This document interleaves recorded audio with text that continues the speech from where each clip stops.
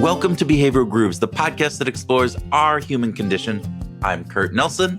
And I'm Tim Houlihan. We talk with researchers and other interesting people to unlock the mysteries of our behavior by using a behavioral science lens. This is our Valentine's Day episode. Or as priests in my high school used to say, and correct me, Saint Valentine's Day. Okay. Just Teacher, priest correcting me on the correct nomenclature for this holiday. The point is, in the modern world, Tim, most of us are celebrating loving relationships on this day, and not just if you're in the United States. Yes. Valentine's Day is also celebrated in Great Britain, Canada, Australia, all English-speaking countries, by the way, Argentina, not an English-speaking country, France, Mexico, and South Korea, just to name a few. Not an English-speaking country, just to add to that. Okay, Dr. Trivia, nicely done. But before we get to our conversation with our guest today, which is all about celebrating loving relationships, I want to remind our listeners that we're launching a 5-part podcast series on the history of behavioral economics, and it's called They Thought We Were Ridiculous. And we are ridiculous, but it's not about us. It was about them. And all 5 episodes will land in your feed on Monday morning, February 26, 2024. And these 5 episodes are historic. They are the first time that the history of behavioral economics has been memorialized in podcast form. I don't know, Tim. I think that's pretty cool. It is pretty cool. Yeah. So I like it. And Kurt and I co-produced this series with Andy Luttrell of the Opinion Science podcast. And if you are not listening to Opinion Science, you should. It's a terrific podcast for psychological and sociological insights. That it is. And the series covers the field from its foundations in the 1980s, when Nobel laureate Daniel Kahneman and his partner Amos Tversky started asking why people make predictable errors in their decision-making, to the present day when researchers are using these insights to help people make better financial decisions. And it's not just a bunch of blah, blah, blah, blah, blah, blah, blah, blah, blah, blah, blah. It could have been, but it wasn't. No, Andy and Tim, and a little bit of me, I produced it so that it would be entertaining to listen to. And of course, you'll have to be the judge of that. But we want you to know that we didn't want it to be boring. Yeah. As my kids would say, right? Boring. Well said. So please, if you would, check it out, listen to it yourself when it comes out, share it with your friends, your family, your coworkers, your behavioral science geek buddies, share it with everybody, share it on your social media sites, sing it from the tops of the mountaintops wearing a plaid flannel shirt if you want to. Just like you're wearing today. You need to go to the mountaintops and start singing, Mr. Houlihan. I'm ready. Yeah. I'm totally ready today. Although it does sound oddly specific and a little dramatic. I'm just trying to help. I'm just trying to give somebody an image, okay? All right, you get the picture. But we put 3 years into the research, the interviews, the script writing, the fact checking, the recording, the production of the series.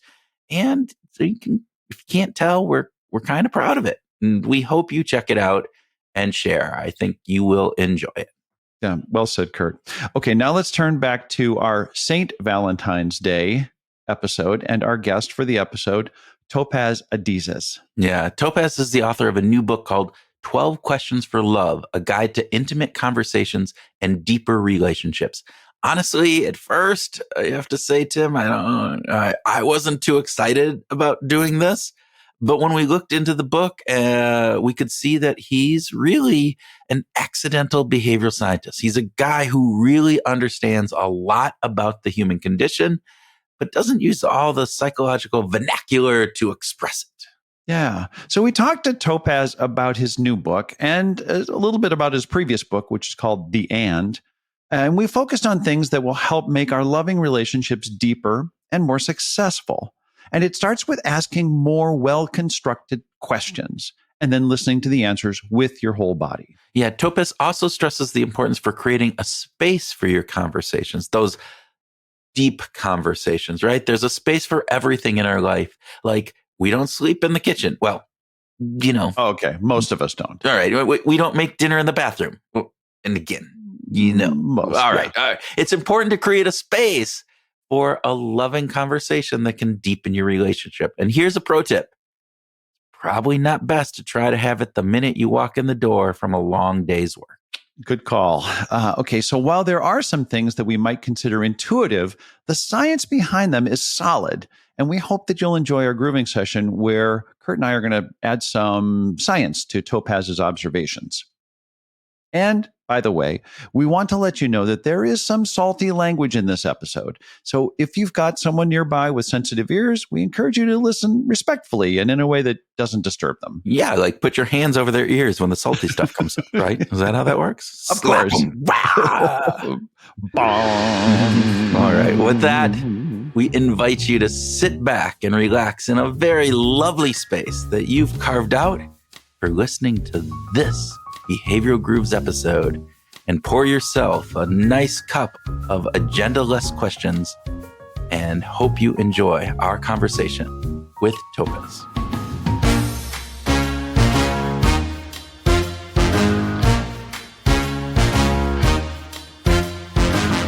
Topaz Adizes, welcome to Behavioral Grooves. Thanks for having me. I'm excited to be here. We are so excited to have you here. We've got a lot of fun stuff to talk about, but we have to find out first, do you prefer bicycle or unicycle? Oh, I'm so glad you asked that one. Because I was like, if they're bringing me coffee and tea, I want to be bicycle and well, I have to go bicycle because I don't know how to do the unicycle. Never tried a unicycle? No, just too. I don't know. That's a great. I got to put that on my list now. Things to do. But I'll go with the bicycle. I remember when I lived in Sweden some 20-some years ago, and my biggest challenge was biking to work without touching the handle rails. Oh. That was like my pride and joy because I just came back from Sweden last week. And so I remembered as I was walking through the town, like, wow, I used to bike all the way from home to work, which was basically through the whole town of Malmö, southern Sweden, without touching the handlebars. And that was something that I prided myself on, in the snow. And so, you are like my son who we go for a bike ride and it's like, dude, just put your hands down. It's like, oh. No, hands out. So maybe the answer for me is riding unicycle on a bicycle. Hands up. That's hands free on a bicycle. I like that. Yeah. I like that. All right. Yeah. If you've got the ability to balance that well, unicycle might not be that big of a throw for you. Yeah. Maybe it's just a mental block of just being afraid of being like, yeah. It's just different. Well, it's different. You got to buy a bike or rent a bike or figure out somewhere to ride a unicycle. It's not easy. Who came up with that either or one? Whose idea was that? No, that's an old one. That's an old from one? The archives. Yeah. Got it. Okay. And now you mentioned this coffee tea thing already, but we're going to go there because it is the common, behavior group speed round question. Are you a coffee person or a tea person? Clearly coffee. I don't even... And I think you had a wonderful lady with a French accent. What's her name? Michelle Lamoni, or she. I loved how she said, and then that made me think, coffee in the morning, but like a nice herbal tea at the end of the day, at the end of the night. That's always puts me to bed. It's nice. So I do have the tea at the very end of the day when I speak to my wife and we kind of download from the day. It's always with tea and a nice dose of honey. Oh, I like that. I like that. I like the sound of that too. Yeah. That's a good model. Okay. Next speed round question. True or false? Asking good questions is the key to learning about the people we care about. False-ish, true in the sense that what's key is A, creating the space, and B, I don't like using the term good questions because what's good or bad, it's more of well-constructed questions. Oh. So for me, it's the space and well-constructed questions that is key to exploring the relationships. Yeah, we're going to dig into that space question and different pieces about that. But the last speed round question, again, going back to relationships, because that's what we're going to talk about here today, right? Can you deepen relationships just by asking questions? Oh, absolutely, without a doubt. Yeah. Oh. I mean, I love how these last two always come about the person's work. So thank you, but without a doubt. And that actually leads to one take-home tip I'll just say from the start of our show is one thing I've learned from 10 years of holding the space for over 1,200 pairs that have these intimate, cathartic conversations is stop looking for answers. Create better questions. create better questions. Like we put so much energy into looking for answers. What's the answer? What's the answer? Instead of, well, what's the question that we're pursuing? That's a big one. So I think that would be first take home values. Stop looking for answers, put all your energy into creating better questions, and then the answers become obvious, simple, and actually more empowering. Oh, that is fantastic, Topaz. Want to go back to what you talked about for space, this idea of creating space. Can you expand on that for us? Because I think that's a really interesting take. It's not about good questions. It's the space that you create. Help us understand that. Yeah. So I'll just use a very simple example that I it's like my go-to example, which is quite simple, is that if your partner comes to you this evening, says, Kurt, Tim, why do you love me? You're going to be wondering not why you love your partner. You'll be wondering, why the fuck are they asking you this question exactly. when you're washing the dishes? You know, like, what happened? Where is this coming from? And so you're not actually in the space to answer that question, and they're not in the space to receive, because you're where's this coming from? Oftentimes when we need to have, well, there's, you know, if we create the space, like we have a box of questions that we sell through the Skin Deep, right? Where, oh, we're playing a game. And now we pull out a question while we're playing a game. And the question says, Kurt, Tim, why do you love me? Oh, we already know why I just asked you that question, because we're playing a game and I pulled out a random question. So the space is being created for you to answer it freely. You're not wondering what the context is or what the intention is. And I am there to receive. And so how often in our regular day-to-day lives do we create the space to have a fun, cathartic, vulnerable, courageous, exploratory conversation? Yeah. And I think there are spaces in our homes that we do certain things, right? You don't cook meals in your bathroom, right? You don't sleep in the bathroom, right? Well, Tim sometimes sleeps in the bathroom, but that's a whole weird thing that we won't go there. You know, but I say there's certain spaces for certain things to happen. So in what spaces do we create exploration of our relationships? That frankly, which is also ironic, is that oftentimes we take our closest relationships for granted. Those are the ones we actually take for granted, because, like, you know, as this book has come out, one of the responses I get from some friends, you know, text like, oh, thanks, I'll read the book, but, you know, I know everything I have to know about my husband. We've been together for 15, 20 years. And it's actually, you're taking for granted the fact that maybe you know the love and commitment is there, but you don't actually know what the changes and the learnings and the growth that he or she is going through, or that you're going through. Are you telling me that you're the same person you were 15 years ago? Yeah. No, let's not take things for granted. Let's explore each other. And that is there's this, the relationships in our life are rich nutrients for us to explore. And so how do we do that? Create the space. Create the space so that you can actually explore it without feeling attacked, without an agenda, without you questioning why you're being asked that question. Create the space so that you can give and receive. I'm so glad that you teed up with the why do you love me? Because that was like, which is question number 12 in the book. But it was like, I don't know, it's buried in here because that was burning for me. Like that, if you're not in the right space to ask that question, why do you love me? It's like a nuclear bomb. I could just imagine it. So thank you for just going right there. I want to get back to this difference between seeking answers and seeking well-constructed questions. Can you walk through that? I want listeners to have a better feel for, well, of course, I want to ask, well-constructed questions, but gosh, God damn it, I want to find an answer. Right. I'm asking it to get this. Yeah. Help us understand the nuance of the difference. So I think, let's start with this. Are you in a space that you want to explore your relationship? And by that, you mean you're not coming at it with an agenda. Sometimes, are you coming to the conversation with your partner that you want to solve something, or that you want them to change, or that you want them to say something? Then you have an agenda. Then you have that's not the conversation that I'm offering you here. What I'm offering you here is a space to explore and discover new things, and also to unearth and exhume maybe points of vulnerability and points of connection that you haven't touched on before, that you didn't know were there, or that you did know but you needed to be reminded of. That's kind of what I'm offering in this book. And I think that the key is the space. The key is also well-constructed questions. What does that mean? If you ask the question, why do we fight so much? Well, okay, is that a really well-constructed question? Well, your brain, is built to give you answers. It's like a dog that chases the stick. You throw the stick, the dog's going to chase the stick, regardless of where you throw the stick. The question is where you're throwing the stick, right? So why are we throwing that stick into a pond? Why do we fight so much? I'll give you a whole list of why we fight so much. But wait, what if we change the question? What if we throw the stick to the grassy knoll, which is, what is our biggest challenge right now? And what do you think it's teaching us? All of a sudden, you're reshaping why are we fighting into like a challenge.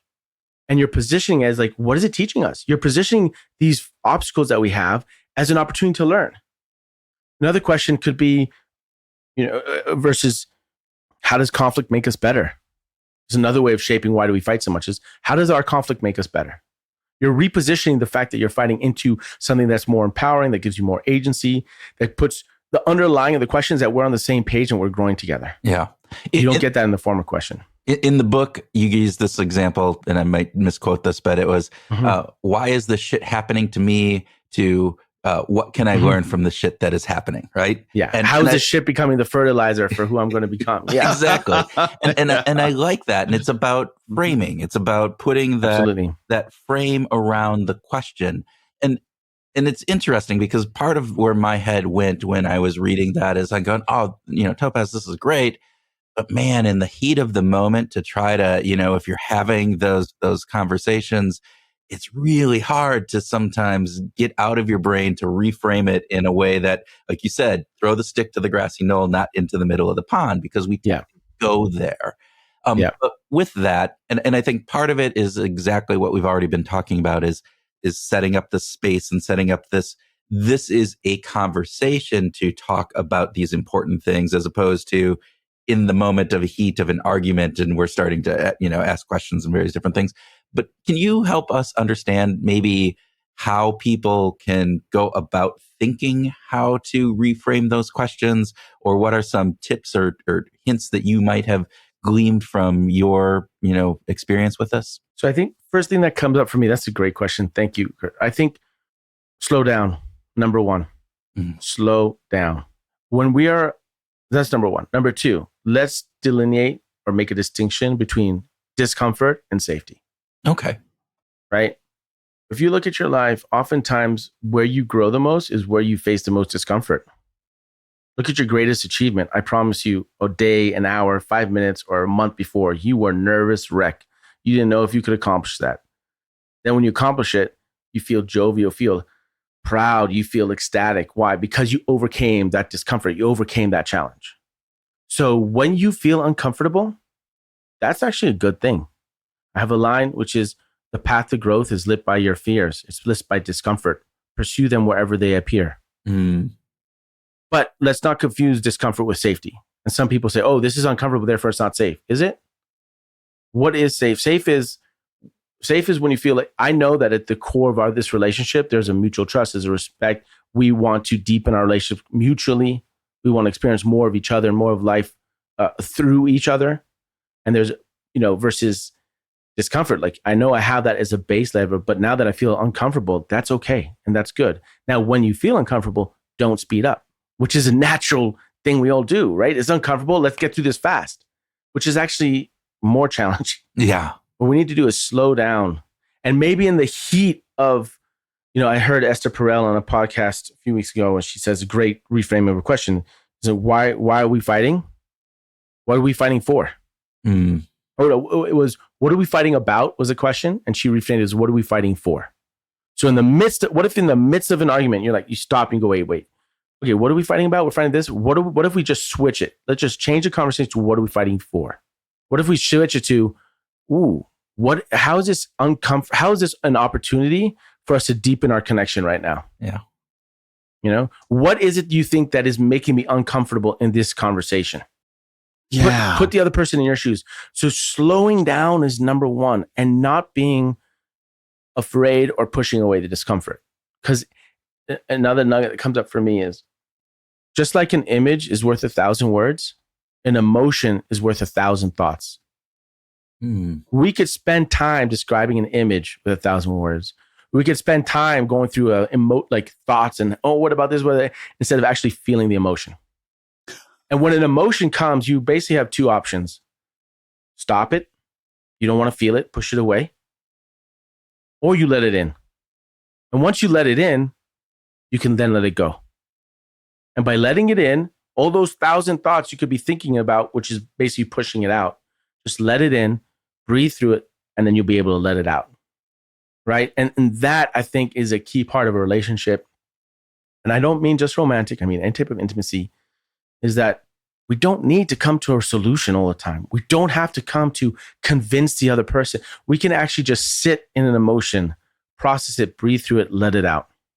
And that can then lead to a resolution down the line. It can put you in a different position. We don't have to solve everything. We don't have to have an answer for everything, because sometimes by doing that, in that effort, it's actually pushing the emotion away.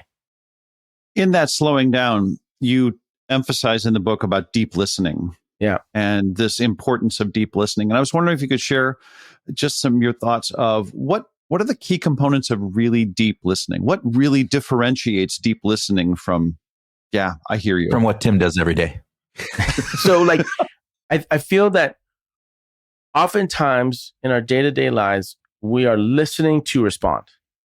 Someone is speaking and you're thinking about, okay, how am I going to respond to this to A, make myself look intelligent, to B, win the argument, to be right, to make them feel comfortable, whatever it is. We are thinking with our heads, shall we say.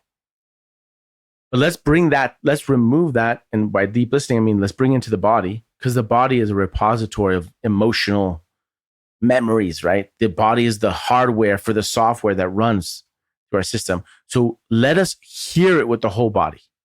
Which another says, like, listen with your body, listen with your intuition. Your body can be an indicator for the intuition. It's like a physicalization of your intuition. I'm comfortable in my chest, stomach, lower back, shoulders. What is coming up for me, not from the mind, in order for me to respond for whatever agenda I have, but what is coming up for me? It's almost like you're an antenna for the universe, if you will. I mean, I know that sounds metaphysical or wooey, but what I'm saying is, when you're in conversation, maybe your relationship is there that is a conduit for something greater.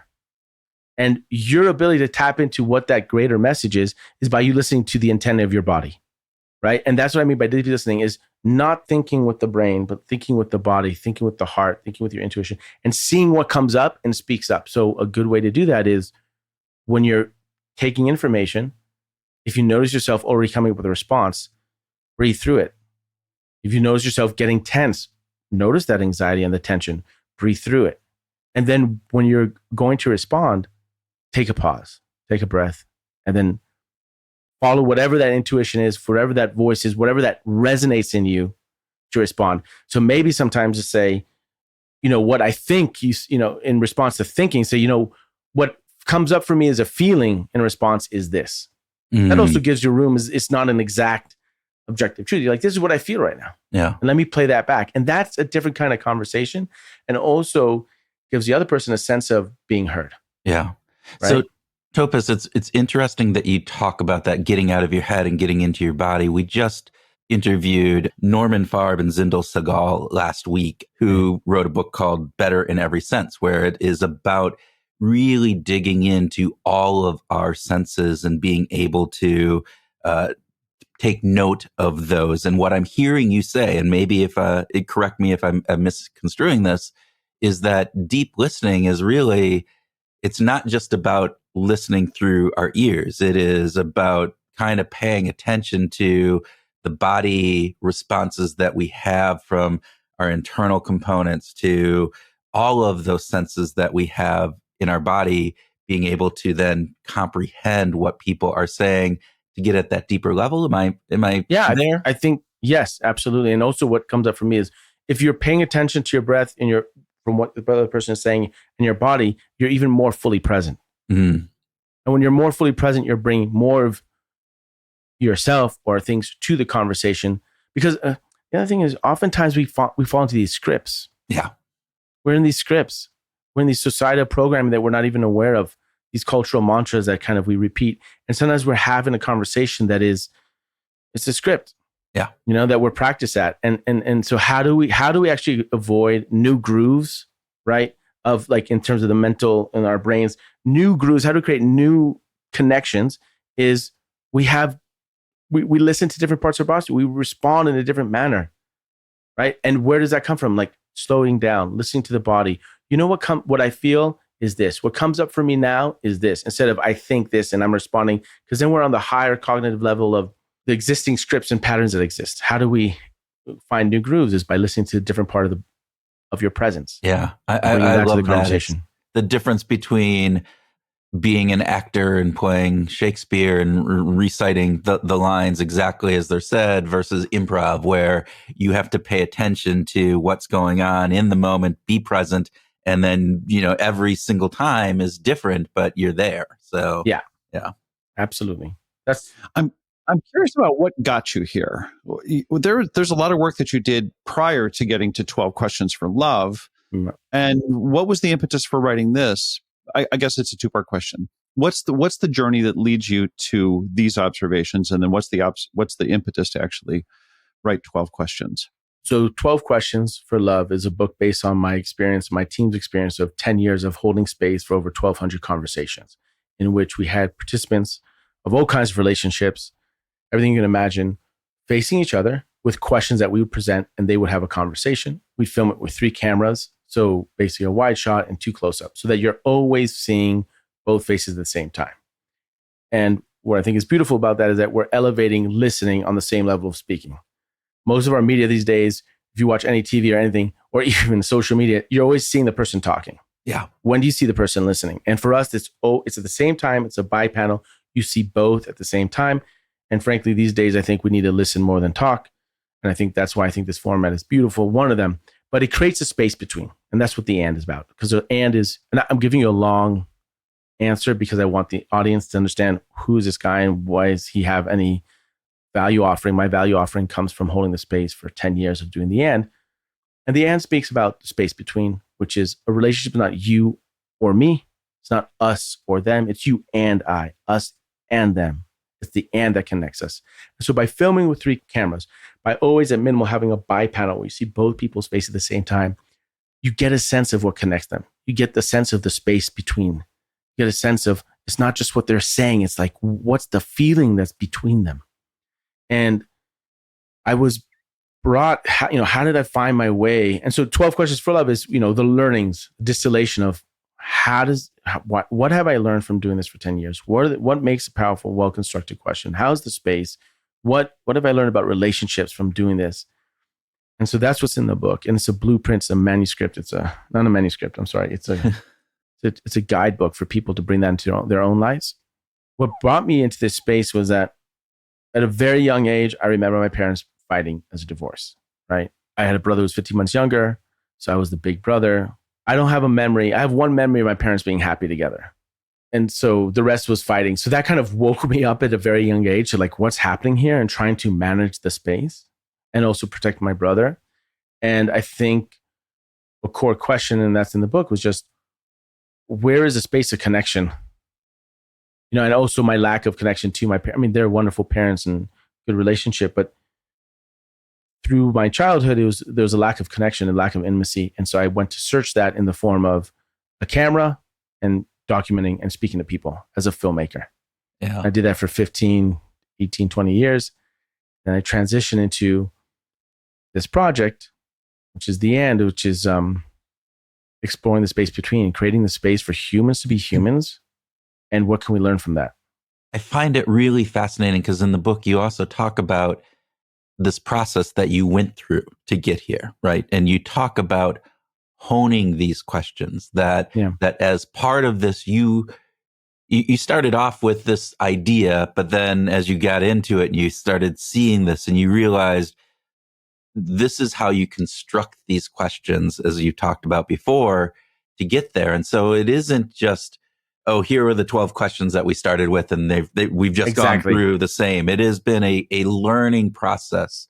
And with that, I think it's really interesting, and Tim and I will probably groove on this a little bit, is that you've uncovered a bunch of behavioral science elements within this. It's the human condition and this idea of framing questions and open-ended. And you'd also talk about point of view and other things. And so with that, was there a point where you got where it was like, oh, this is really powerful. This is more than what I had anticipated. And And this is something that I can dedicate 10 years plus of my life to. Thank you for that question. I think for me, I stumbled into it. There was a natural inclination because I've always been going back to with the camera, traveling, talking to people. I've always been interested in talking to people. When I was very young, I wanted to be someone like Charlie Rose or Oprah, interviewing people. And I found that my camera was the way in. It was the bridge. It was the door opener. I show up with a camera, people talk, right? It's like there's justification. It creates a space. Why are you asking me all these questions? Oh, you have a camera. Let's have a conversation, right? So, and I think from day one, I remember when we first just did this test, let's just do this test and see what happens. And the camera, and then we said, oh my gosh, there's magic here. This is beautiful. I remember looking at my editor at the time, Chris McNabb, and we just looked at each other and said, wow, this is really beautiful. But my great gratitude and the magic that continues to reappear, it happened last production we had was 2 months ago? Boom. Again, in my 10th year, still, every time I'm on set, I'm just so moved and shocked, not shocked in a negative way, but just unexpectedly, wow, there's so much magic in humanity, so much magic between us. And this is such a simple format.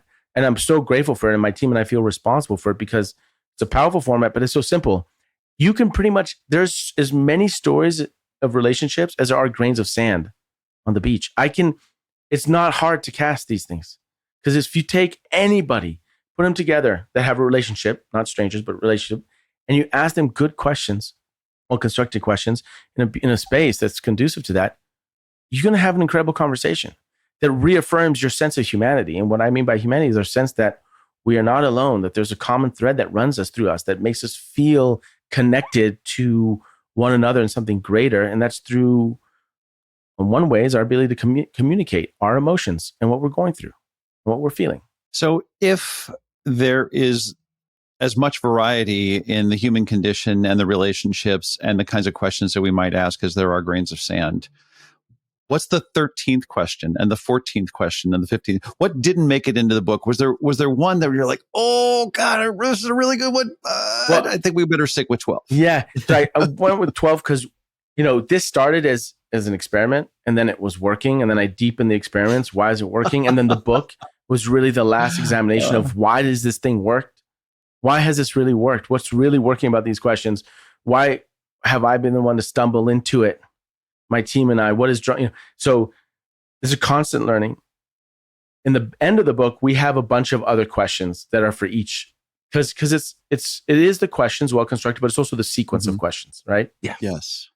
Why do you love me? If I ask you that immediately, it's one answer. But if we actually have this conversation that starts off by examining our trust and our mutual love and respect and synergy that we've created, with the first 3 questions. And then it starts going to the second 3 questions, which examines how we handle conflict and what is conflict and what are the underlying ceilings of conflict that's coming or whatnot. And then we go into the climax, which is, what's the pain in me you wish you could heal and why? What's one experience you wish we never had and why? Those are kind of the climactic questions. And then we start landing the plane by offering gratitude, what we're learning from each other, and then asking questions that, for example, why do you love me is a question that we don't often ask, but we should, because we never know when the end's going to come, and we should voice these important things. So when you have that sequence, when you get to why do you love me, because you've had this architecture and this journey that's built on trust and you've stepped into discomfort by exploring your challenges and your vulnerabilities, that answer at the end is so much more powerful because you've had this journey. Yeah. So it's the sequence of questions. And so at the end of the book, we place for each sequence, for each kind of section, additional questions to ask. And so there isn't really a 13 questions. There's more questions. The ones that I'm playing with now are that recently I've been playing with is, which is not, this is not for a relationship, but the ones I'm playing with now are, what's the truth you hate telling yourself? What's your favorite lie? What's your favorite lie you love telling yourself? If you had, this is kind of more for an individual, but, you could ask, but, if you had a crystal ball, what's one question you'd never ask it? Oh, So yeah, that would, if you had a crystal ball that told you the absolute truth, what's one question you never ask it? So I'm playing with these questions, and I think, and much like you guys, I know you both had different interpretations of grooves when you first came up with it, right? One is music, but the other one is the grooves in the brain when you connect 2 different centers, right, of thoughts. When you create a question, you're almost neuroplasticity of the brain. Yeah. How does, one question is, what is earning money? How does earning money, what does it cost you? Yeah. It's a really fascinating piece, because I think exactly what you're saying is this idea that the questions we ask, if we keep asking the same questions, regardless of if the answers change, it doesn't really matter, right? I mean, to a certain degree, it's this understanding of, am I asking the right questions for me? Am I asking the right questions for us to get to peel away, to find what is at that core groove of what we are and who we are, and in various different pieces. And I think it's really important to think that. And I think for our listeners, one of the things that I took away from this book, and I think that they would as well, is this idea that questions can be powerful. And if we are really wanting to create, and to your point, this is about relationships. It's not just romantic. This is about relationships with friends and family and others. And so this idea of, we too often just go through acting in this role of, well, here's the screenplay that I have to read, and here's the automatic response that I get, and taking that to a different level. Sorry, I got on my soapbox there. No, I'm with you on that. I think going back to stop looking for answers, create better questions. I don't think we realize how often we're answering questions. You wake up in the morning, the first thought, oh shit, I got to do that today. Yeah. Sorry, before that thought, there was a question. What do I have to do today? Yeah. We're always asking questions. You make a judgment someone, oh, that guy is, I never liked that guy. Well, there was a question that you asked to give that answer. And we are so good at answers, we forget that we're asking questions. So what if we go to the source? What if we ask different questions? Yeah. And I think, so we're never taught how to ask good questions. We don't. Why is that? Why is it so hard? I think because part of it is that I think we take our relationships for granted. I think I think there's also a flip side, is that it's comfortable to take them for granted, right? You have someone here and it's comfortable to have a judgment of that. And like, wait, what if I step in? I had experience, I've done the and with my father twice, and which was wonderful. They're both on the YouTube. And I remember bringing my dad in to do it. And he said, Topaz, I don't get it. You have these card games. Okay, I don't get it. Like, what is you asking questions, have a conversation? What? And finally he came and we did the conversation, and he says, this is amazing, Topaz. This is like, and I'm going to be crude here, but it's like, son, this is like sex. You can talk about sex all day long, but you don't get it until you do it. And I think that for the audience, look, asking questions, have a deep conversation. Okay. But if you ask well-constructed questions, you're going to explore a different space in your relationship. And there are so many nutrients for you to feel that much better about being alive than there are when you ask the same rudimentary questions and you're in the same patterns. Yeah. And for me, I just, a few months ago, I did it with a good friend of mine, Justin. It's also on the YouTube. And me, who's done the questions, held the space, done this for 10 years, I had an incredible experience with my friend who I've known for 16 years. And it has shifted our relationship. And I had so much joy doing it. We laughed, we cried, we talked about things we never talked about before. And then we now have a reference point to that conversation, and it has elevated our relationship. Yeah. And that is something that people have told me throughout the years about doing the and I didn't even get it until I did it myself with my good friend Justin. So I think that we should be aware that we're always answering questions, but we can control the questions we ask. We don't bring conscientiousness to that. So let's do that. When you're stymied and you're having a challenge, a personal challenge, for instance, if you can stop banging your head against the wall trying to solve a problem, just stop and spend all your energy creating 30 versions of the question. Yeah. And then choose the question that that empowers you, that gives you energy. Like, that's the one I want to answer. And we talk about that in the end of the book. Yeah. I'm not sure if I answered your question, but. No, I think you did. And I think there's an interesting piece here, because you talk about these at the end of the book. And I kind of saw the end of the book as, you know what? These conversations, and I think this goes back to the part that you talked about, we only learn when we're in discomfort, or we're going through that discomfort kind of component. And asking these questions isn't easy. At least, my take on this is that To that point, there's a bit of this that sometimes it's that crystal ball question.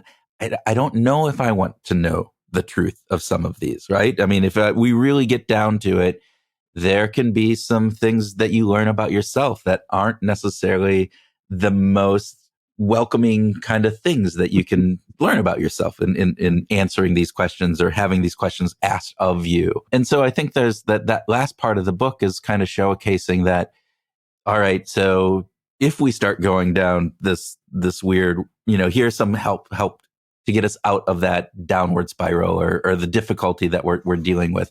And again, I might be way off base on that, but your experience, you're kind of outside, you're being able to ask these questions. How does it change when it's just two people asking these questions without that camera person or the interviewer there? What are some of the things that you've seen or heard from people who have been doing this on their own? And how does that change this? So we have card games. Mm-hmm. We have 12 editions for different kinds of relationships, friends, family, strangers, co-workers, long-term relationships. I mean, we have 12 different editions, so you can just play the card game. We also have an app where people can download it and ask these questions. What I get, I'll tell you two stories. One story is really moving, and we get this, maybe not as dramatic, but we get this every week. And we share it on our Slack channel on our team because we're doing the work. We're not always in physical touch with the participants, but we get these messages and we share it within the team because it keeps us going. It's that echo back that tells us we're offering value to the world. So we got an email from a woman, a mother, who said, I mean, I can read it to you here, but in essence, she went on a college tour with her son. And at dinner, she had remembered she downloaded the app and they were having a very basic conversation similar to their normal pattern. So she pulled out the question on the app, and 3 questions in, they were crying and having a deep conversation. Later that night, her son admitted to her that he was having suicidal thoughts and that he was having mental health issues. And so she wrote to us and she said, thank you, because if it wasn't for your questions and the space that was created from that, I would never have had this conversation with my son. And now I can help him. Let's not take things for granted. There's things under the surface there, and there's a lot of energy there. And what happens when you unearth, like, sometimes we don't want to really look at things. Mm-hmm. And I don't think everything has to be painful. There's a lot of joy when you're, wow, you know what? Let me tell you why I love you. And that we take for granted. And then you get that boost of energy and you're like, thank you. I've suspected that. I've always felt that. But hearing you say that reaffirms our relationship and it's beautiful and makes me teary-eyed. I mean, that's why people pause in our videos when that question comes up, because it's there, but they don't articulate it always. And there's a value there. But one thing that comes up for me is, and I wonder, why do we want to actually have real conversations? Do we actually want to dig deeper? Why? And what comes up for me, and I'm not saying it's the answer, what comes up for me is, my opinion is that sometimes we spend a lot of energy in holding up a facade, a facade of comfort, a facade of a concept. We spend a lot of energy doing that. And then you're not actually changing what's the reality. Let me give a very simple example.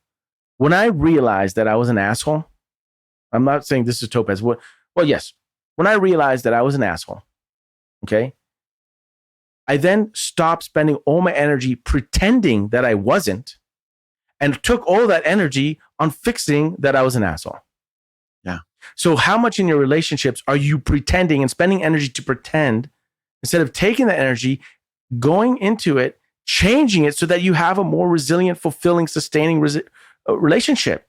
It gives you a greater sense of what it means to be alive. Yeah. These people that, and I think that, and we have a loneliness epidemic right now, right? We know that social media is siloing us off, giving us a sense of these facsimiles of connection. And there are so many rich nutrients in the sense of reaffirming your own vibrancy and vitality when you can connect with another human, with another soul. And how do we do that? We create the space and ask well-constructed questions. And this is something that we're not taught really in life. We're not really.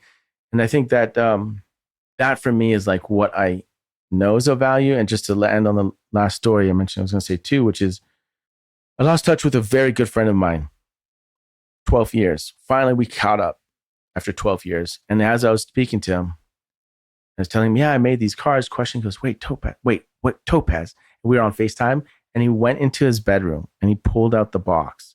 And I have a picture on my phone here that's one of the biggest, forget the Emmy, forget it. That is one of the biggest compliments. He goes, Topaz, I was having my wife and I were having challenges. Her best friend said, Trey, go out and buy this game and play it with your wife.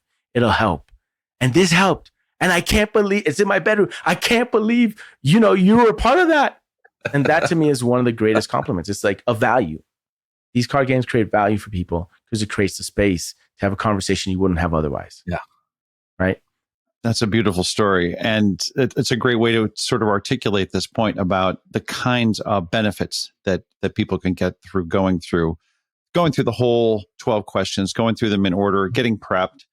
Are you worried that there's any misconceptions? Are there sort of things that people don't take away from the book that would actually enhance their experience and their engagement with the questions? Like, do they sort of misunderstand something or too quick to rush into just, oh, I've got the book. Now I'll just sit down and I'm going to sit down with my wife and just ask the questions. I had certain family members who, oh yeah, I did the 12 questions. We did it. So check mark. We did it in 10 minutes. Not a big deal. So for me, that's just a missed opportunity. Yeah. But at the same time, is it really because, let's say they're having a conversation, the question comes up, they both are thinking what they would really say. Mm. They both say what they're not, the thing on the surface, and they both know they're skimming the surface. And they both know they could go deeper in what they think, maybe they think the other person is going to say, and they don't go there. They know, what you're not saying. Yeah. You know where you're not going. And then the question is, do you want to live in a relationship like that? Yeah. And you can answer could be, yeah. The answer could be, I don't want to dig deeper with this person. Yeah. Okay, that's fine. But you know it. You've had the conversation with yourself, and that's also of immense value, right? Yeah. And then you can choose who and why do I want to go deeper? Who and why do I want to lean into discomfort and have these conversations? Because in essence, when you do, you're nurturing that relationship. You're putting water on it. You're putting rich nutrients that's going to make that relationship more resilient and offer you more fulfilling sense of vitality of what it means to be alive. Because this reflection of this other person in your life is reflecting more vibrantly to you. Yeah. And you to them. Yeah. Yeah. It's interesting because even going back to your answer from the last question, talking about groups of friends, I have certain groups of friends that I would definitely be asking these questions, wanting to get to know them more and them to know me and deepening that relationship and feeling like this would be a good opportunity. Tim and I would be, some of those friends that I would feel really comfortable doing. I have other sets of friends where no way. I have no desire. I know you enough as a person. You're good to go play golf with, a couple times a year, but that's fine. And it's not everybody that I play golf with. That's not all of you. So just so you know that.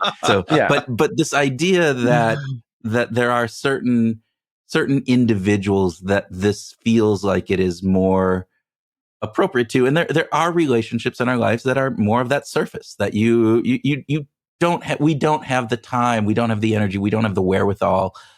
Would you agree with that, or would you say, you know what? No, there's value in doing this, even with some of those people who, maybe aren't as in your life in the same manner as others. I think first, one thing with my team and I, when we do the end, we don't have any judgments. Mm-hmm. We cannot have an agenda. Sometimes when I train my team to hold the space for the end, and I get a report at the end of the day, it's not really happening. It's not working. They're not having. That's because you have an agenda. It is what it is. So if you're going to have this conversation, it is what it is. And that's one of the beautiful things is one of the rules is you don't have to respond. You just take 10 seconds and take a pass. You have to enable everyone to be who they are and to respond in the way that they are. And there's also this idea of emotional articulation. We have these feelings. Putting words to them is a practice. It's a skill. Not everyone has it, but maybe doing it more and more, you get better at it. Watching the and videos, you see, wow, look, that's a really incredible way to articulate an emotion or idea. Okay, that gives me a sense of I can learn from that. By having the opportunity to practice emotional articulation, you can then articulate your emotions in a richer way. But not everyone needs to do that. And sometimes, articulation is one form of expressing love. So is presence. So is acts of service. I don't have a judgment on how it should be. And we avoid that. I think this is just one practice. It's one opportunity for people to have. And I think for anyone listening who says, there's one person in a relationship who says, I really want to do this. And they have to drag someone else who doesn't want to do it. Mm-hmm. Yeah. Right? Fair enough. When you drag them in, when you bring them in, then once you start, you must allow them to be who they are. Because that is the only way for them to step forward. If you're trying to get them to respond in a certain way, you're actually not creating the space for them to respond in the way that is true to them. And that is actually the beauty of it, is not that the response or the conversation is done in a certain way. It doesn't have to go deep. It's that it is true to, it's like a thumbprint. It is unique to your relationship. And now you get to be in the uniqueness of your relationship. And I think, so that's what comes up for me, is that, we also have an amusing deck, which is fun, wacky questions. Great. You could play that. So not all the conversations are deep, vulnerable. We have to cry in this, but it's an opportunity to create a space to explore a new room in your relationship that you haven't done before. And I think that's imperative. It's an option. Do you want to go into that room or not? You don't have to, but you can. I love that. If it's okay, I'd like to find out about how all this might work in a world where you end up spending a year on a desert island and you have 2 musical artists that you could take with you. Oh. And we're creating space for music here. And you get to choose which 2 musical artists. The entire catalog, by the way. We actually had a guest recently say, well, I want this one band, but only in this configuration. I don't want anything else. I'm like, you don't have to go there, but if you want to, you can. Yeah. Topaz, after the guitarist died, anything with the new guitarist, no way. We don't want any of that. Right. So I'm gonna tweak it a little bit, because one version of your question is, would you take the musician or the sports person? Yep. Yes. So on a desert island, I would take Bob Marley, because I would really like to talk to him to see about his political ideas. You want to have a conversation with him. Yeah. Well, I can't. Yeah. I used to play the drums. I couldn't keep a beat to save my life. So was your question to have a conversation with them, or your question is, who would I want to jam with? Let's play both. Actually, let's play both. First is, who would you just want to talk to? And then who would you actually want to play with? How about that? I would want to talk to Bob Marley, and I wouldn't want to talk to Muhammad Ali. Oh. I want to have a conversation with those 2 gentlemen. I think their views of humanity and our responsibility to community and society and our place in it, I think, is epic. I think those 2, they're heroes of mine, especially Ali. In terms of jamming with, my brother Sapphire is a brilliant musician.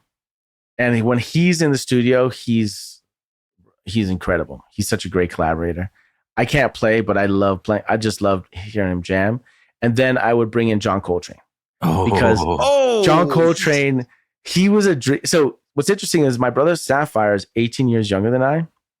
And when I was in my teens, my dream, one of the questions I used to ask, or I even in one of our decks, is, if you were to die and go to heaven, and heaven was a place that you were like in one state forever, indefinitely, what would your heaven be? And my heaven would be basically being John Coltrane in a tuxedo in front of an audience I can't see because they're silhouetted against a large, the light is on me. And I'm playing purely from my soul into the saxophone.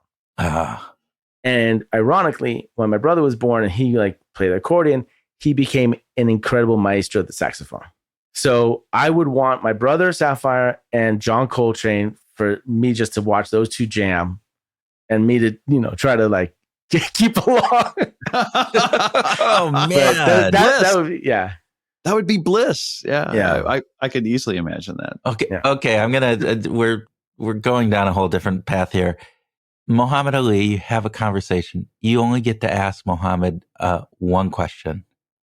What is that one question? I would ask him the question. That's a good one. That I asked Daniel Day-Lewis when I was working on the set of There Will Be Blood. Okay. And he's a very nice guy, and I was a PA, and I got to spend a little time with him. So I asked him, and I would have Ali, is like, why do you do what you do? Which is ironically basically your podcast. Why do humans do what they do? But when I asked Daniel Day-Lewis, he thought for a moment, and he looked up and he said, curiosity. And so I would love to know why Muhammad Ali does what he does, because I don't know if it would be curiosity. Maybe it'll be something else.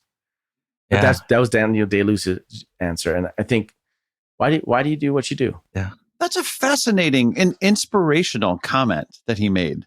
A response to your question. Yeah. Curiosity. It's not what I would have. I mean, he's an actor, right? I mean, that's his job. But I think that's a perfect answer for an actor. He was curious about why this person does this. Why does this person feel that? What does this person react? I think because this is when he just kind of went to be a cobbler in Italy and learned how to make shoes for a while, and then went to do gangs, and then came back, and I think he's one of the greatest.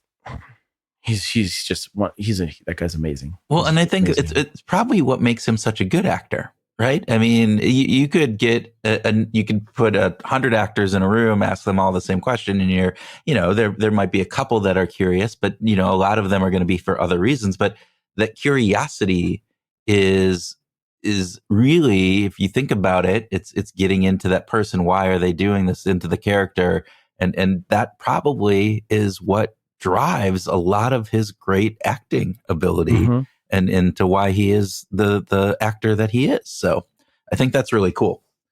How about you, Topaz? Why do you do what you do? I'm 47. I was a filmmaker for like 15, 20 years. And then there's something, I'm not sure I like humans, but I love humanity. And maybe I don't like humanity, but I love humans. There's something that I get off on that I love when, I'll just say it's humanity. When you have this sense of connection, when we're doing something together and we are affirming that moment of being alive. It goes to when I lived in New York for 18 years and we're walking down the street and, you see something incredible on the street. Just some incredible synchronicity or moment of pigeon flies against the backlight of a sunlight, and you're walking down the street and you look over and someone else is also walking at the same pace, and you both saw the same thing, and you both look at each other, a stranger, and you both go, yeah, wow, that was amazing.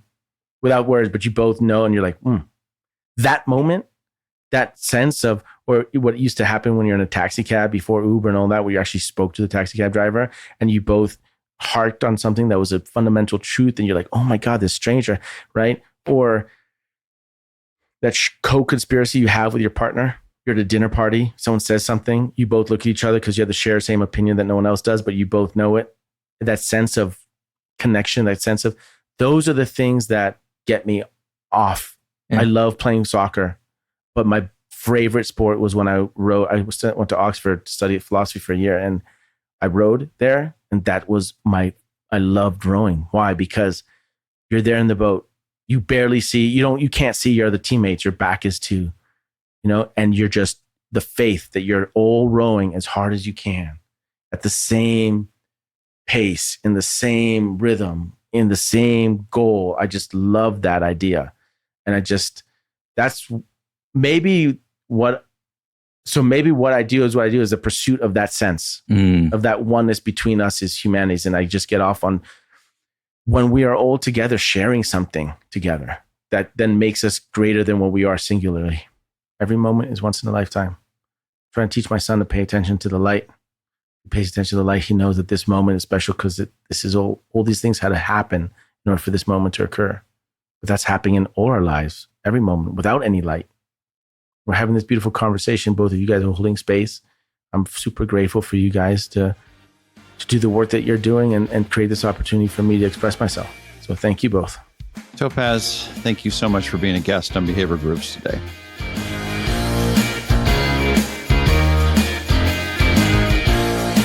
Welcome to our grooving session where Tim and I share ideas on what we learned from our discussion with Topaz, have a free-flowing conversation, and groove on whatever else comes into our loving brains.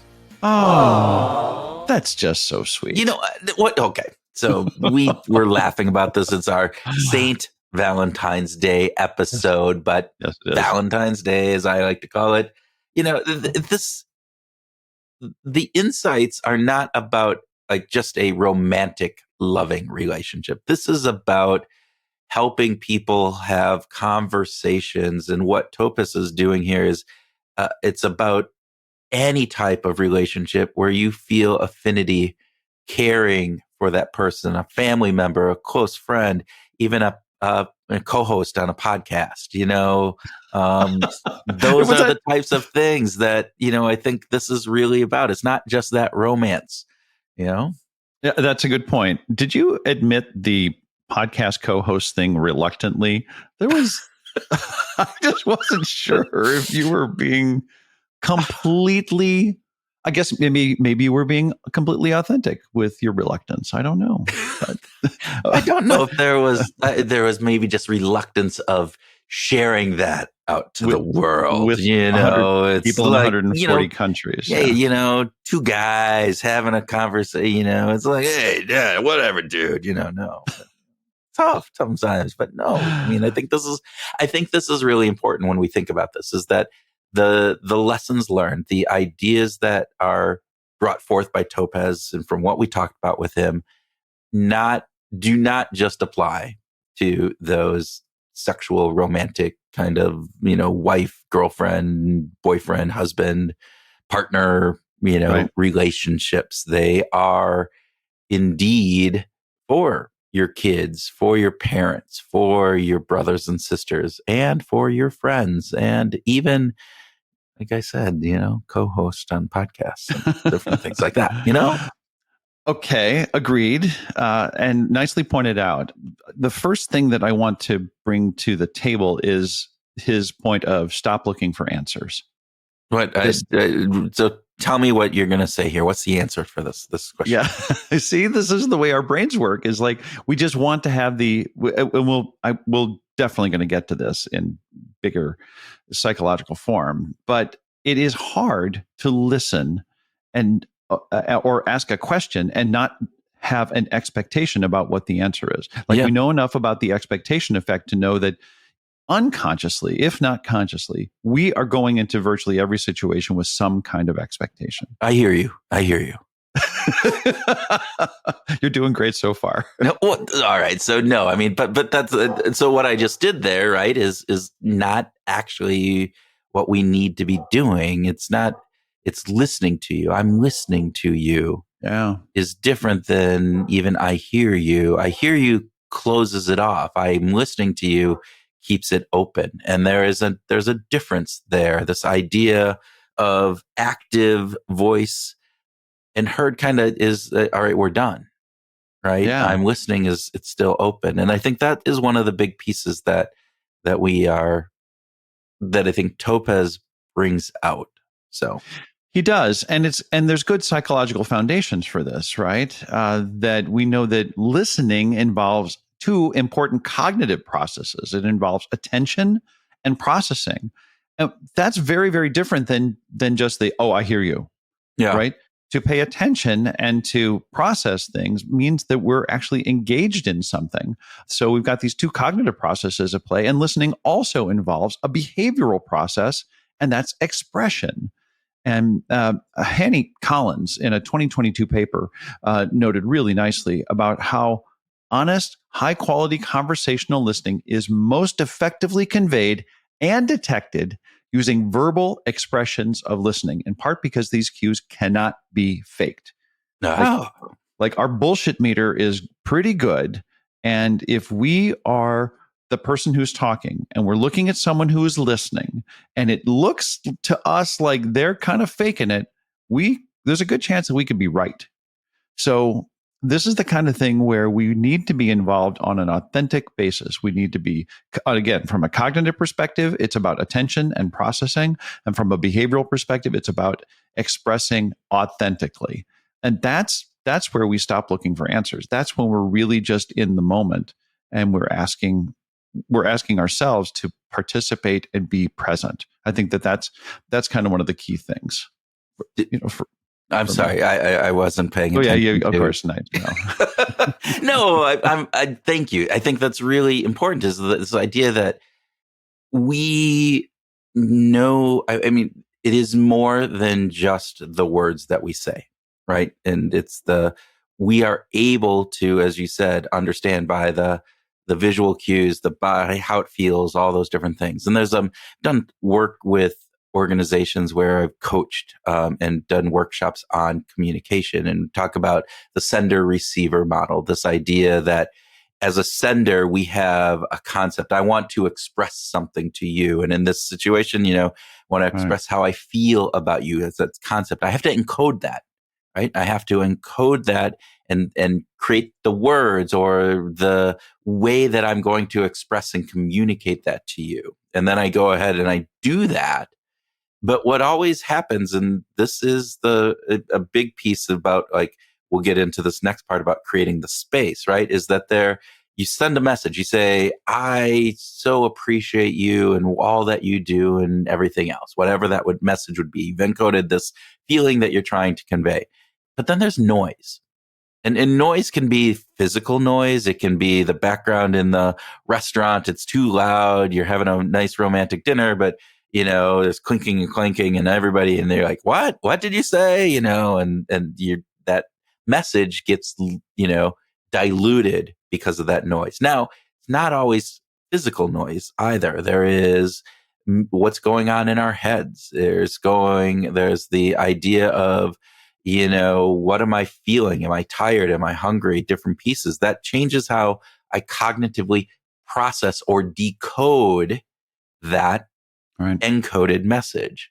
And so I think the really important piece, and this also goes back to, we're searching, we want the answer. And so even as the person who's receiving the question or the statement, we're looking for an answer instead of listening just to what they're saying. So that processing is different. And then, in the sender-receiver model, there's a feedback loop in most instances, and how you respond. Are you looking at me? Are you not? The way, are you rolling your eyes? Are you twiddling your thumb? All those different body cues that go, oh, that person got it or they didn't get it. And I think that's an interesting piece. Sorry. So I just went off on my little tangent there. That was great. And just one more thing, you brought up framing, and it just makes me think about, there's been so much research on how we respond to questions the way that they're framed. Right. And I get back to the question of, how old do you think you're going to be when you die versus how long do you think you're going to live? Now, both of those should get to the same number, but we know that the answers are very, very different. Right. Right. When we're asked, how long do you think you'll live? That gives an answer that tends to be a little bit more optimistic than the how old are you going to be when you die? That tends to be a little more pessimistic, a little shorter. And so the framing of these questions makes a big damn difference. Right. And particularly as you think about this as love, right? So, how much do you love me versus, how do I express my love towards you? Or how do you receive that love? Again, very different kind of responses that we get, and very different, elements. We put, energy into this, right? There's this element of, if we can frame the question right, we can ask it, and we're open to listening as opposed to trying to close this, right? It's that uncertainty piece of, we need to let's live in that uncertainty to make sure that we're getting all of the feedback that we need, as opposed to just, I want to hear, this is what I want to hear. I want you to say, I love you, or this is this particular answer. And I'm going to, pose my questions to get that answer. That's very different conversation than one that's just like being open. And knowing that that all of us are going to have an expectation, conscious or unconscious, about this, at least being sensitive to this can hopefully allow us to say, okay, when I go into this conversation, I really want to not just create the space. I really want to keep myself open to the answers. And so to set myself up for success. Yeah. Compassionate curiosity, right? As we go back, Kwame Christian comes back to that time and time again. Yes. All right. So the one other piece that he talked about that I think we, as everyday humans that we are, often don't do a very good job of, is in these types of conversations, we're not creating the right space, right? We're not creating, this goes back to, the sender receiver model I talked of, actually a romantic dinner is usually a pretty good time to have some of these conversations. But if it's in a really bustling and loud and crazy restaurant, you might get frustrated because you're like, what did I'm sorry, I can't, or missing things and misinterpreting things and all of those kind of things. And again, I think we were prior to the episode you were going on, you don't get in and, start asking, honey, do you love me? Like when they first come in the door after a long day at work and they're exhausted and pissed off at traffic, right? That's, be smart about this, folks. Be smart, right? Absolutely. I also just want to say that when it comes to creating a space, researchers have looked at this, and it seems that we learn better when we're in a space that feels safe for open and honest conversation.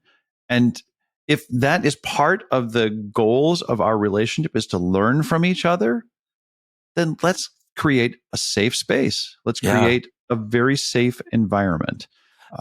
So I'm gonna do something that good researchers should never do, and I know this isn't necessarily, the book isn't really based on research. I mean, it is because it's based on all the experience that he had, and so I don't want to ever discount that. But like what 1,200 conversations they had, and a variety of other feedback and anecdotal pieces and different aspects of that.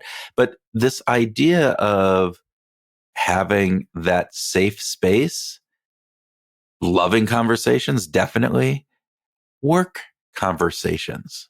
If you have to have a tough conversation, not even a tough conversation, just a conversation with your coworkers, the people that you work with in your church, another social service community thing, right? Oftentimes it's like it's like flying through the hallway and I just see this person and I want to ask them that question. Or I'm going to just send off a quick email and ask them this really important piece that we need to think about and maybe have a conversation on. Rethink that. Rethink the space in which you are asking those questions, because that's going to create a different connection between you and different responses. All right. Yeah, well said. The last kind of big things that I wanted to touch on for me in the grooving session was that I believe that Topaz said our brain is built to give answers. And just specifically, there's some really great research on this. Actually, I'm going to quote him here. He said, if you ask the question, why do we fight so much? Well, okay, is that really a well-constructed question? He said, your brain is built to give you answers. It's like the dog that chases the stick and you throw the stick and the dog's going to chase it regardless of where you throw the stick. Yeah. I love that analogy because that is exactly what our brain's going to do. We don't, I have a dog, Katie and I have a dog. We throw a couple of balls out into the yard and the dog chases the ball that's moving. He won't go after the balls that are out there that are his favorite balls, but he's going to chase the ball that is moving. That's the one that occupies his attention. And so by the kinds of questions that we ask, we're going to frame and direct where the stick is going. Right. And so we have to be intentional about this. Where you throw that ball is where Chili's going to go. You could throw the ball in the backyard or you could throw the ball into a busy street, right? And he would follow it. And so, he might, be just perfectly fine going through that busy street, but the likelihood of him getting hit versus in the busy street versus in your backyard, vastly different. Right. So throw your ball or throw your stick in the right spot, right? So it's don't ask the question that is going to take you into the busy street. Yeah. Ask the question that's going to take you into the nice, relaxing backyard with your beautiful trees and the nice grass and your comfy cushion chairs. Of course. And your hot tub. of course, your hot tub in your backyard. That's which is a good place to have those loving conversations. This also brought up for me some comments that Danny Kahneman made that I think is a really wonderful thing to keep in mind. And Kahneman said that in order to answer a difficult question, we often answer a related, easier question. So it's a substitution thing that our brains do automatically. Yeah. And we have to be careful about that, especially in these conversations when the questions might be really challenging. And we have to really stop and think, wait a minute, am I answering really the heart of this question, the difficult side of this question, or is my brain just going to the easier answer? Right. And Kahneman talked about this as he said, he and Amos labeled this judgment by heuristics. Right? Yeah. Some heuristics is like, and I'm quoting here, some heuristics are applied deliberately, but many are applied automatically. And that is the key piece. So the substitution of answering the difficult question with an easy question is done, again, heuristically, right? We're not necessarily conscious that I'm doing this. Sometimes, as Danny said, it's deliberate, but oftentimes, and probably I would argue most times, it's a subconscious, automatic, a system 1 response as opposed to system 2, as Danny would talk about it. And I think it's really interesting. And you go back to some of our other conversations. We had Jonah Berger and the concrete language versus abstract language and different pieces.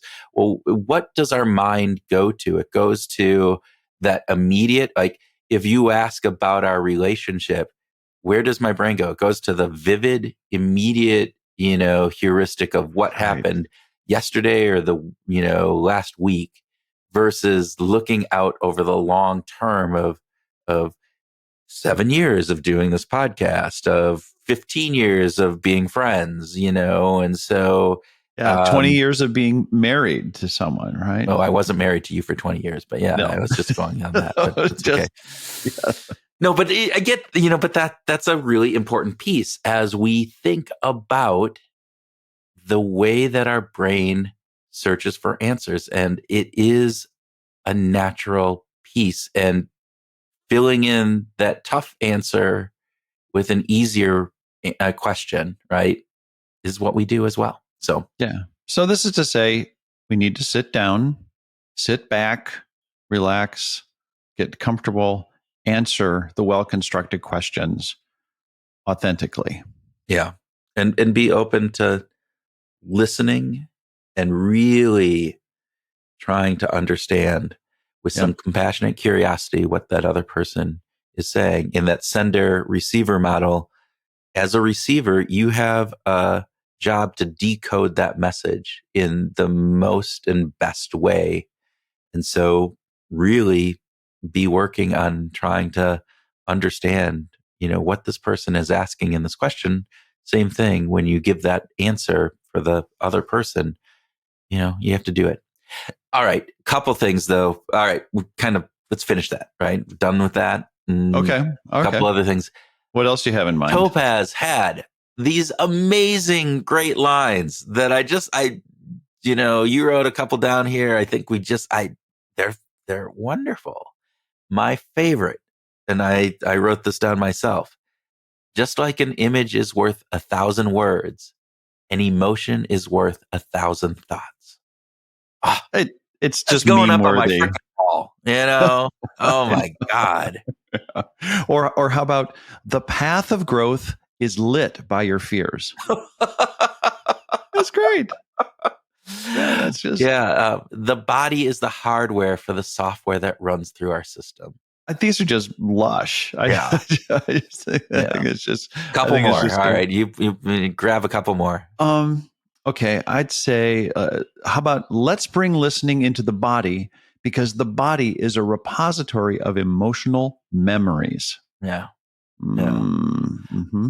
All right. How do we create new grooves and new connections? I love this already, right? How do you create new grooves and new connections?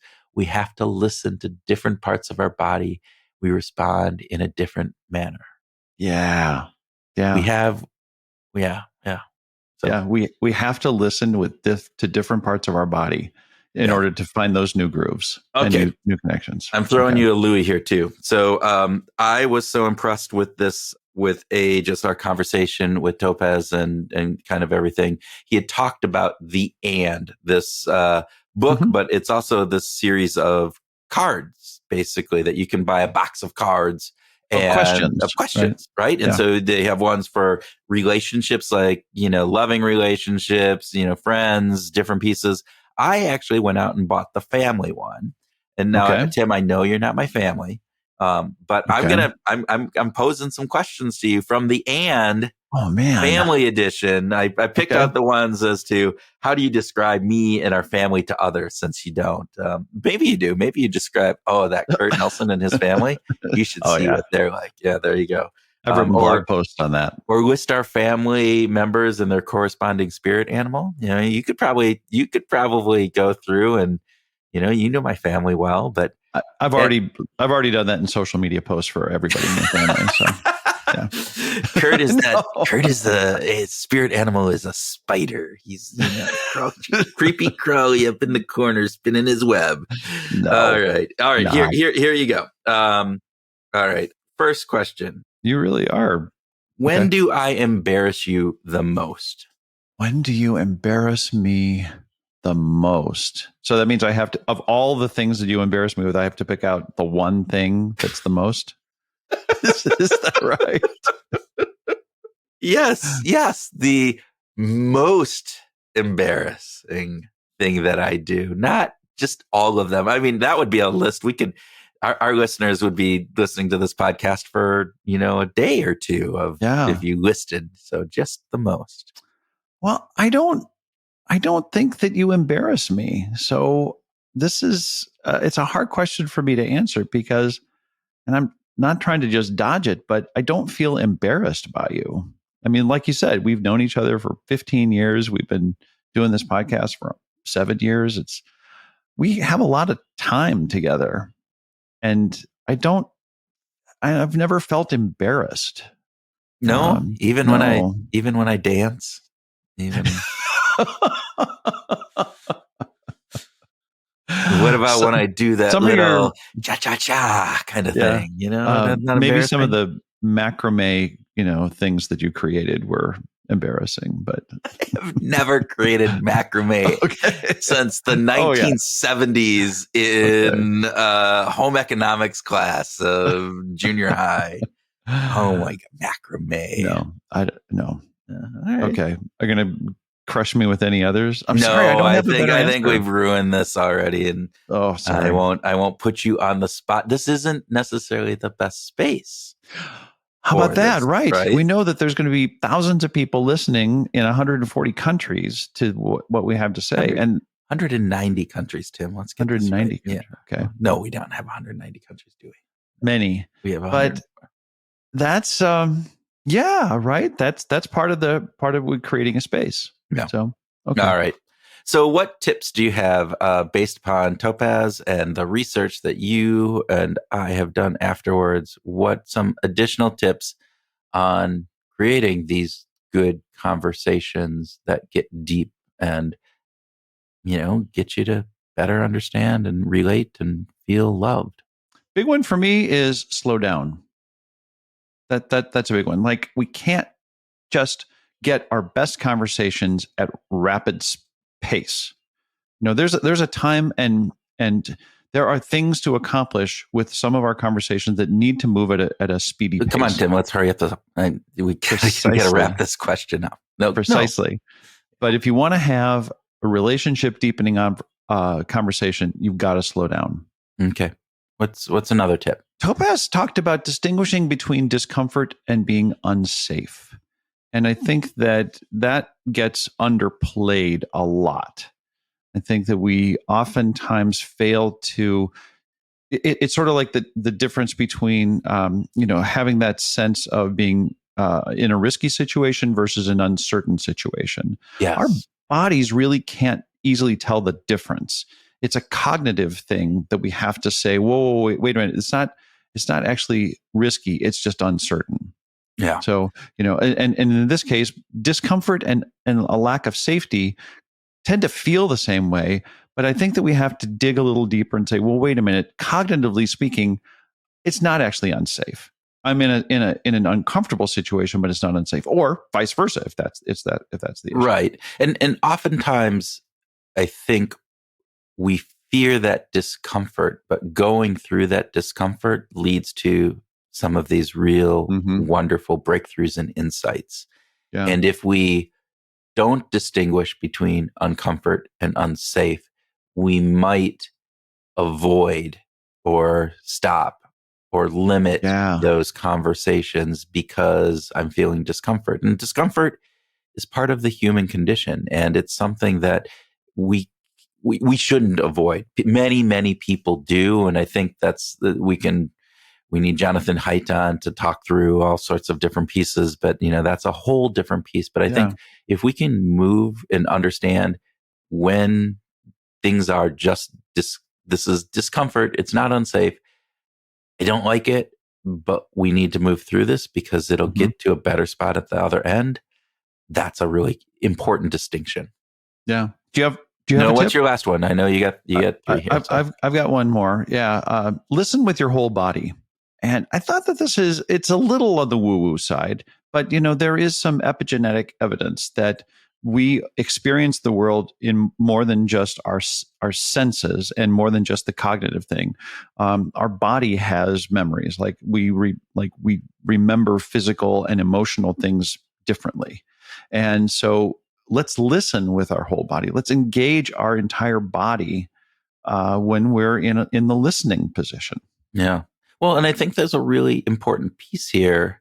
You talked about senses, right? And we do. I mean, we just had that conversation with drawing a blank on their names again. We'll put it in the show notes as we always do because Kurt's memory is being shot. This idea that we need to experience our senses, and the more that we can focus in on all of our senses, the more in the moment that we can be. And right. In this situation, what I took from the whole body listening is this concept that if we can listen with all of our senses being activated, this idea of looking at them, of listening acutely to their words, of breathing in the smells around us, of any touch that we're doing, all of those factors help us interpret and understand. And also when we're sending messages, we need to understand that. I mean, touch is amazing when we're asking, these questions, whether it be holding somebody's hand or just a soft touch on the arm. The way that you look at somebody, are you avoiding their gaze? Are you looking at them lovingly? What are you feeling? Hugs are huge in communication, right? And so we need to make sure that that's where I took that body piece. So absolutely. Anything else that you want to add? Topaz is the epitome of an accidental behavioral scientist. And I know at the beginning, when we were starting off, we had multitudes of those on the show. And I think, for us, we should probably get back to having more of those, because what it really shows is that, look, you don't have to go and get your master's degree or a PhD in this stuff. You listeners out there, you are accidental behavioral scientists. If you just pay attention, if you just notice what's going on around you and why people behave the way they do, that's what it is. So, and if you're listening to this podcast, there's a good chance that could be right up your alley. Yeah, there you go. Okay. Let's wrap this up. I know we want to slow down and give time, but man, we've taken up a lot of time. So cool conversation. And I'm really glad we talked with Topaz. Me too. It's really great to hear from the accidental behavioral scientists. And Topaz is really careful and thoughtful observer of the human condition. It made it much more interesting to talk to him than just someone who had one idea. He had lots of ideas because he's really thoughtful and engaged. And he's, just the experience of living through these in a very purposeful way, of the interviews that he's done and the conversations that he's observed, and just making note, right? And I think that's the important piece too, is when you are an accidental behavior scientist, it's because you're purposeful and you're paying attention and you're doing all those things. All right. Before we go, we want to remind you that we're doing this little series thing coming up on it's the history, the history of behavioral economics, and it's called "They Thought We Were Ridiculous," and it drops on February 26th of this year, 2024. So please check it out, share it with your friends, all that. Please do. Check out all 5 episodes for that matter. And in the meantime, we hope that you take some of these suggestions to slow down, distinguish discomfort from a lack of safety, and listen with your whole body. And we use these tips to go out and find your groove.